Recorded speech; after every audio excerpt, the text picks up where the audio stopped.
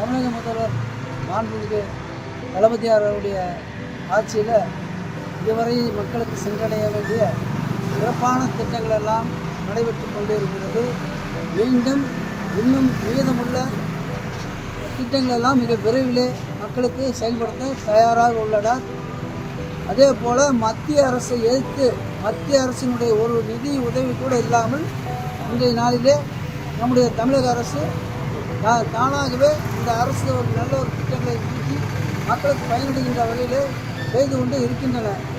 மீண்டும் இதே ஆட்சி தமிழகத்திலே மீண்டும் வர்றதுக்கு மக்கள் நல்ல ஆதரவு தந்து மீண்டும் அவரை அரியணையில் அமர வைப்போம் என்று இந்த நேரத்திலே கூறி மக்கள் எல்லோரும் ஒற்றுமையுடனும் சிறுபான்மை மக்களுக்கு ஆதரவாக இருக்கக்கூடிய தமிழக முதல்வர் மீண்டும் ஆட்சியில் அமர உறுதியேற்போம்.